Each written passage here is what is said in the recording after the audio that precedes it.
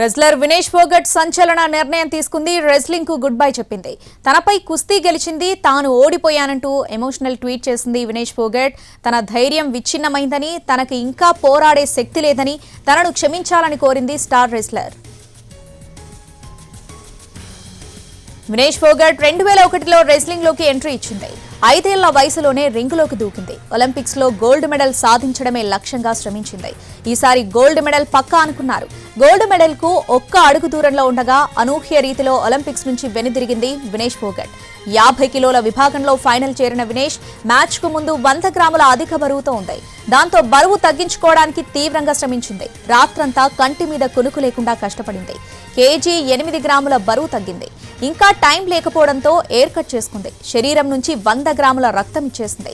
బట్టలను కూడా కట్ చేసుకుంది. అన్ని చేసినా పాపం ఇంకా 100 గ్రాములు అధికంగా ఉండటంతో ఒలింపిక్స్ నుంచి తప్పుకోవాల్సి వచ్చింది.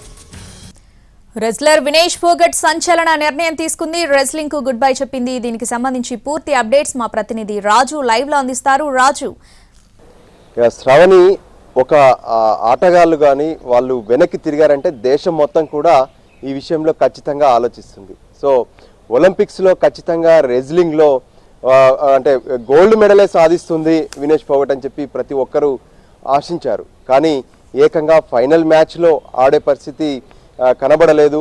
అధిక బరువు పేరుతో వినేష్ ఫోగట్ ఒలింపిక్స్లో అనర్హతకు గురైనటువంటి పరిస్థితి కనిపించింది.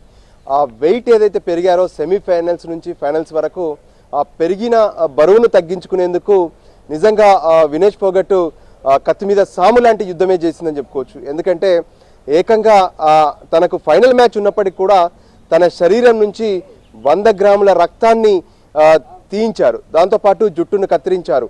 రాత్రంతా కూడా ఒక్క క్షణం నిద్రపోలేదు. బాడీలోంచి చెమట రూపంలో ఉన్నటువంటి వెయిట్ని కరిగించేందుకు తీవ్రమైనటువంటి కసరత్తు చేశారు. ఇక చివరికి ఏ విధంగానైతే ఆ 100 గ్రాములు ఎక్కువగా ఉన్నటువంటి విషయం తెలవగానే డీహైడ్రేషన్కు గురైనటువంటి వినేష్ ఫోగట్ అక్కడే ఉన్నటువంటి ఆసుపత్రిలో చేరాల్సి వచ్చింది.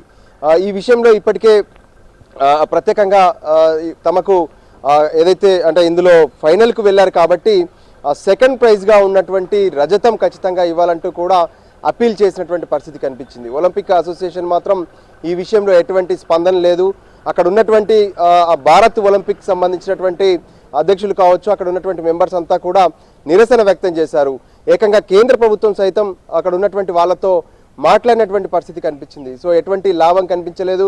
అందరూ వినేష్ ఫోగట్కు భారతీయులు అంటే స్వయంగా ప్రధానమంత్రి నరేంద్ర మోడీ నుంచి ప్రతి భారతీయుడు మీకు వెన్నుదన్నుగా ఉన్నామనేటువంటి ఒక నమ్మకాన్ని కల్పించారు. కానీ అక్కడ ఉన్నటువంటి పరిస్థితులు, అక్కడ జరిగినటువంటి విధానం అవన్నీ చూసిన తర్వాత వినేష్ ఫోగట్ మాత్రం హర్ట్ అయినట్టుగా తెలుస్తుంది. సో దానికి అనుగుణంగానే తన పైన కుస్తీ గెలిచింది, తను ఓడిపోయాను, ఇక మీరు కన్నటువంటి కలలన్నీ కూడా నేను నిజం చేయలేకపోయానంటూ తను ఏ విధంగానైతే రెజ్లింగ్ నుంచి తప్పుకుంటున్నట్లు ప్రకటించారు. ఇది ప్రతి ఒక్కరిని కూడా కలిచి వేస్తున్నటువంటి అంశం.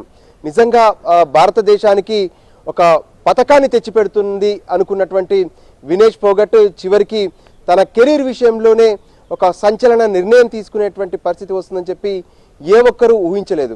పైగా ఈసారి అనర్హత వేటు పడవచ్చు, కానీ ఖచ్చితంగా తర్వాత జరిగేటటువంటి ఏ ప్రపంచ ఛాంపియన్షిప్ కావచ్చు లేదంటే ఇతర ఆటల్లో ఖచ్చితంగా మీకు అవకాశం వస్తుందని చెప్పి ప్రతి ఒక్కరూ ఆమె వెనక ఉన్నట్లుగా స్పష్టం చేశారు.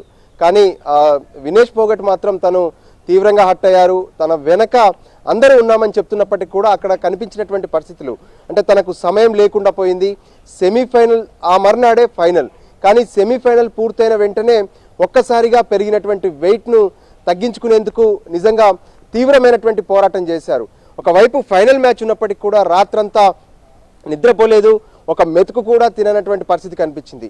అయినప్పటికీ చివరికి 100 గ్రాములు అటు వినేష్ ఫోగట్ పక్షాన అంటే తనకు అదే ఒక తీవ్రంగా మారినటువంటి పరిస్థితి కనిపించింది. చివరికి అనర్హతకు గురయ్యారు. వాస్తవానికి ఈ ఒలింపిక్స్లో అంటే ఒకరితో ఒకరు తలపడేటువంటి ఏ గేమ్ అయినా సరే అక్కడ వెయిట్ అనేది ఈక్వల్గా ఉండాల్సినటువంటి పరిస్థితి ఉంటుంది.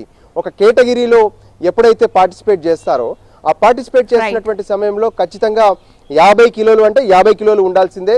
సో అక్కడ 100 గ్రాములు పెరగడం వల్ల చివరికి వినేష్ ఫోగట్ అనర్హతకు గురవడం, ఆ తర్వాత తను రెజ్లింగ్ నుంచి తప్పుకుంటున్నట్లు ప్రకటించారు. ఇది మొత్తం కూడా ఇప్పుడు దేశవ్యాప్తంగా ఉన్నటువంటి ప్రతి భారతీయుడు ఆవేదన వ్యక్తం చేస్తున్నటువంటి పరిస్థితి కనిపిస్తుంది.